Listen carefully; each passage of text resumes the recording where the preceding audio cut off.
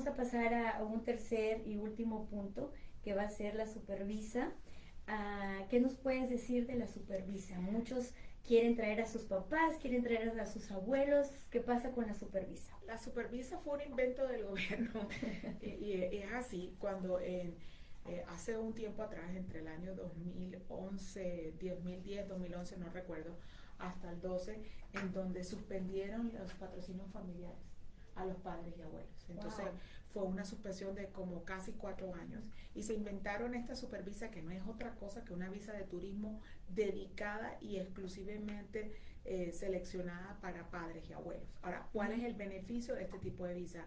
Es que además de que es una, yo digo visa de turismo para que todo el público nos entienda, pero es una residencia temporal como visitante que lo único diferente que tiene es que el papá o el abuelo cuando llega a Canadá, la estadía que el oficial de entrevista, el oficial de the border, no son the border officer, el oficial de aduanas cuando llega puede decir sabes que no te voy a dar 6 meses de estadía, sino 1 año o 2 años. Okay. Entonces las estadías son más largas, ¿para qué? Para que los papás puedan estar con los nietos, los abuelitos con los nietos, o los hijos, o que exista esa familiaridad y la historia. Yo siempre digo que cuando hablamos de la ley, tenemos que hablar del espíritu de la ley.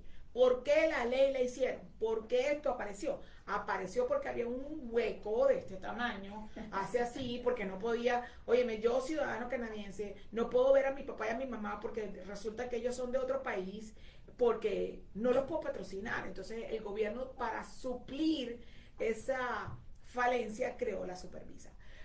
Positivo, sí, porque además de eso le permite esa estadía larga y además controló mucho el hecho de que a veces papás se quedaban mucho tiempo y no tenían esa cobertura que exige la supervisa para los abuelos y padres de seguro, porque ya le da más tranquilidad, pueden estar aquí, si hay una emergencia tienen cómo estar cubiertos, porque bueno, ya sabemos que cuando ya somos abuelitos, entramos en ciertos años, ya la salud no es tan dura como esa. Pero es una Te voy a interrumpir, como dice mi papá, para morirnos solo tenemos que estar vivos. Entonces total. No importa si estás pequeño, estás grande, somos abuelos, hermanos, primos, no importa. Perdón.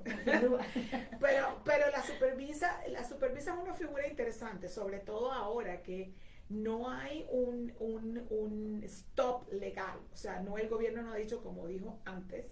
Yo le llamo a eso y me vas a matar porque no sé qué piensas tú de eso, pero yo le digo en la época del régimen. Todo el mundo sabe que yo azul nunca va a pasar porque eso régimen xenofóbico en mi vida voltaré por ello. Pero en esa época del régimen en poder cerraron las visas y la ley de inmigración define el patrocinio familiar en la sección 3D del Immigration and Refugee Protection Act como un derecho. Entonces yo siempre he dicho, bueno, si los derechos y las obligaciones en un Estado de Derecho tienen el mismo nivel, si mi derecho está sujeto a una rifa de cuando yo me dé la gana y me gane la rifa, yo puedo pedir a mi papá, entonces mis obligaciones deberían estar por principio general del derecho de igualdad sometidas a la misma cosa. Entonces que me metan en una rifa para yo pagar los impuestos, pero eso no pasa no va a pasar. Y en mi programa de radio soy tan fuerte que me han mandado a pagar el programa 2 veces porque yo digo que no es justo que un derecho esté supeditado a un sorteo. Si la ley dijo que era un derecho, es un derecho. O sea, mi derecho a la movilidad no me van a decir mañana, y eso era alguna de las personas con el tiempo del COVID que estaban peleando, que yo no pueden decir que mi derecho a la movilidad se tiene porque no puedo salir de mi casa sin la bendita máscara o lo que sea. Es interpretación, porque tampoco mi derecho termina donde comienza el de la otra persona. Son principios pilares del derecho internacional, no es del derecho en Canadá, no es, puede ser common law o Roman law, lo que quieran de law, ese es el principio de derecho y lo tienen que hacer así, pero aquí nos acomodamos porque nadie pregunta. Entonces la próxima vez que te toque para que haya elecciones, tú preguntas, bueno, me estás tocando, ¿qué quieres que yo vote por ti? Explícame qué va a pasar con los papás y los abuelitos extranjeros, ¿van a seguir sometidos a un sorteo? Ok. No me busques la muy lengua. intensa esta mujer. Vamos a hacerle otra pregunta.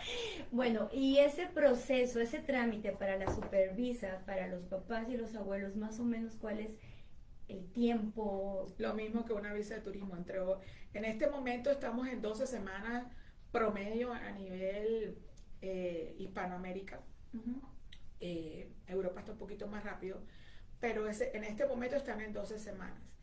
¿Y pueden aplicar ya estando los papás acá en el país? ¿O Sí. tienen que estar fuera? Sí, una persona que entra, por ejemplo, un papá que entra con una residencia temporal como visitante, está aquí, le dan 6 meses y quiere cambiar su estadía a un GP, que es un Grandparent Visa, Ujú. lo puede hacer. Ok. Yo soy medio revolucionaria, ¿viste? Que no Sí, puedes ya me hablar di conmigo. cuenta, la próxima vez ya sé. Bueno, ¿y qué pasa si en dado caso les llegan a decir que no a esa visa? ¿Pueden volver a aplicar para ella? En la ley no existe un mandato que determine que una persona que ha sido denegada Ok. no pueda volver a aplicar. Ahora, esa es la ley. ¿En la práctica? La literatura dice eso, pero en la práctica hay que ver por qué la niegan. Porque si la negaron porque, no sé, consideran que la persona no tiene suficientes vínculos a su país de origen o lo que sea, hay cosas que son peleables y hay cosas que no peleables se dice, I can fight it back, hay otras que no puedo argumentar. Ujú. ¿Por qué no puedo argumentar? Porque si la persona, por ejemplo, presenta una supervisa y no tiene el ingreso anual que exige la ley, no hay nada que hacer. Si no tiene la plata, no hay nada. No hay. Que voy a pelear. Entonces hay que revisar las razones. Como todos, son requisitos, ¿no? Que si no Hay que, los cumples, hay que revisar las razones y la interpretación. Y no sé si sabes, pero en este momento nos estamos enfrentando a algo nunca antes visto en la práctica migratoria, y es la implementación de la inteligencia artificial. Entonces, quiera decirnos el ministerio, no, y ojalá me escuchen y lo traduzcan bien, el ministerio está utilizando algoritmos para decidir residencias temporales. Entonces, el número de negaciones en las residencias temporales ha aumentado significativamente, porque obviamente no es lo mismo un ser humano que una cosa que le meten una fórmula que yo quisiera saber cuál es, que le meten 1 más 1 más 4 tiene que ser 8, y yo no sé qué es lo que están diciendo, ojalá la supiera para que no me negaran ninguna.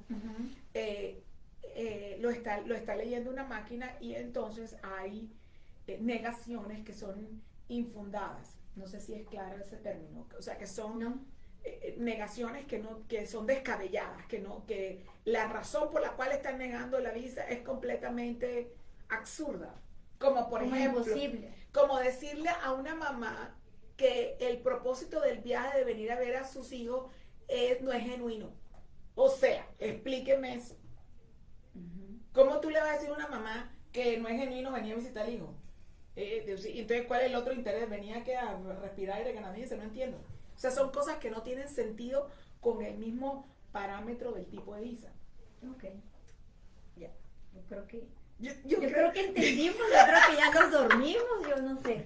Pero bueno, quiero anexar algo en el aspecto que estábamos hablando de la supervisa para los padres.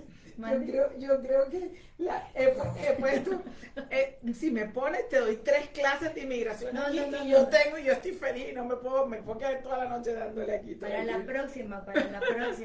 Bueno, anexando a lo que ya Angélica estaba comentando acerca de la supervisa para los padres y los abuelos, les quiero comentar acerca de los seguros. ¿Qué es lo que pasa? Uno de los requisitos para este trámite necesitan una cobertura mínima de $100,000 por un tiempo mínimo de 1 año.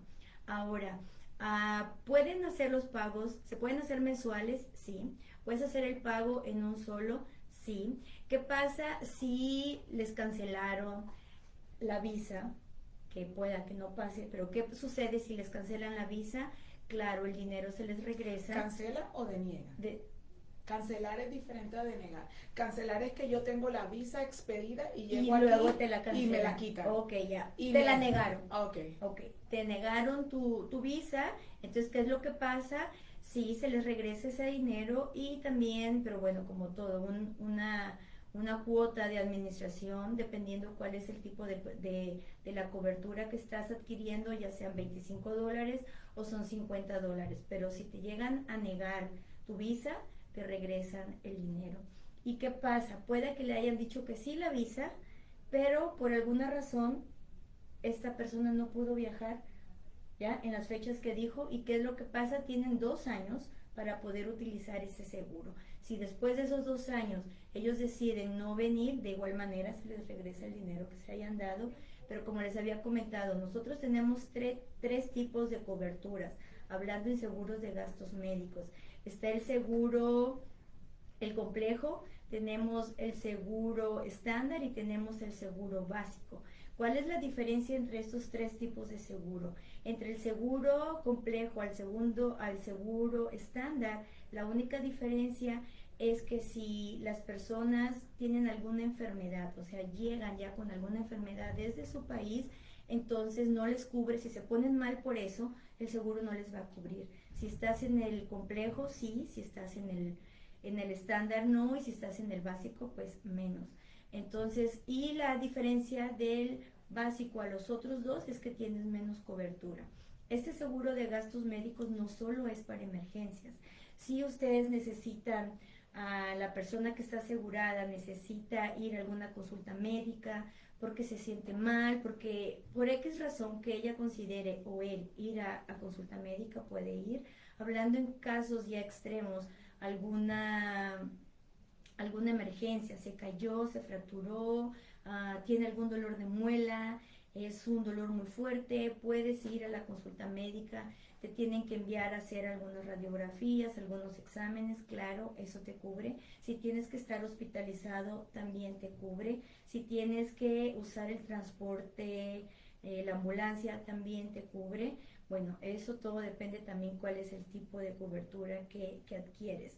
Otra cuestión importante que me he topado con las personas es que dice, ¿cuál es la edad en la que puedo tener cobertura de gastos médicos? Puedes tener coberturas de gastos médicos desde que estás recién nacido hasta 85 años.